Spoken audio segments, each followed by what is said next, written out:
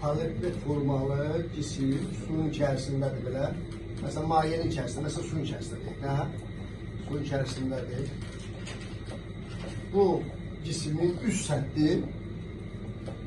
səthi H1 dərinlikdədir. Alt üzü H2 dərinlikdədir.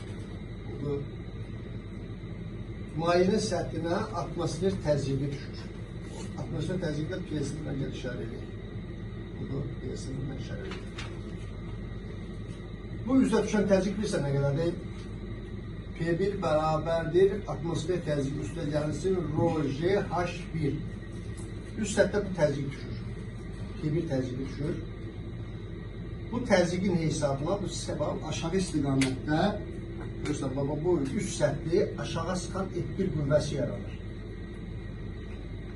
H2 dərinlikdəki alt üzə düşən təzyiq bu qədər. Bax, P2 bərabərdir P0 plus ρg H2-də.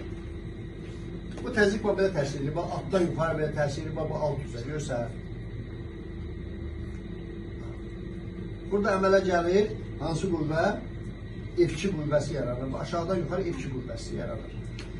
Alt üzdəki P2 təzyiqi daha dərində olduğuna görə P2 təzyiqi P1 təzyiqindən böyükdür. Ona görə F2 təzyiq qüvvəsi F1 qüvvəsindən böyükdür. Bax, cismi aşağıdan yuxarı itələn F2 qüvvəsi, yuxarıdan aşağı basan F1 qüvvəsindən böyükdür. Bu iki qüvvənin fərqi Arximed qüvvəsini verir. Arximed bərabərdir F2 minus F1. Onu gezap yapıyorsan, bu belə bax, F2 yerine yazsan bax P0 ρg H1 H2 vurulsun S çıkılsın P0 plus ρg H1 S. İktisarlar, dislanlar cidden sonra böyle bir şey galiba. ρg H2 minus H1 S. H2 minus H1 bu H sürdürülüğünü verir. Cismin oturacağının sayısını aşarırsan bu cismin hacmini alırsın. Alırsın böyle bak ρg ve cisim. Görsen cisim tam maye batında Arximed qüvvəsinin üstə hesablayacaq.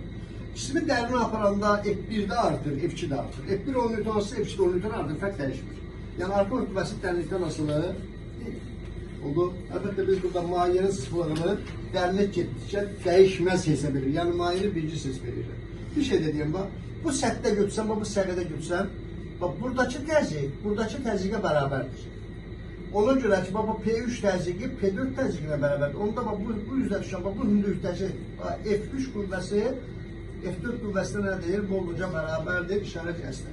Deməli, yan üzlərə düşən qüvvələr bir-birinə bərabərdir. Yan üzlərə düşən qüvvələr sadəcə cismi sıxırlar, deformasiya edilir. Amma yuxarıdakı qüvvə azdır, yuxarıdan aşağı sıxılan qüvvə azdır, aşağıdan yuxarı gələn qüvvə yoxdur. Ona görə Arximed qüvvəsi həmişə aşağıdan yuxarı gəlir.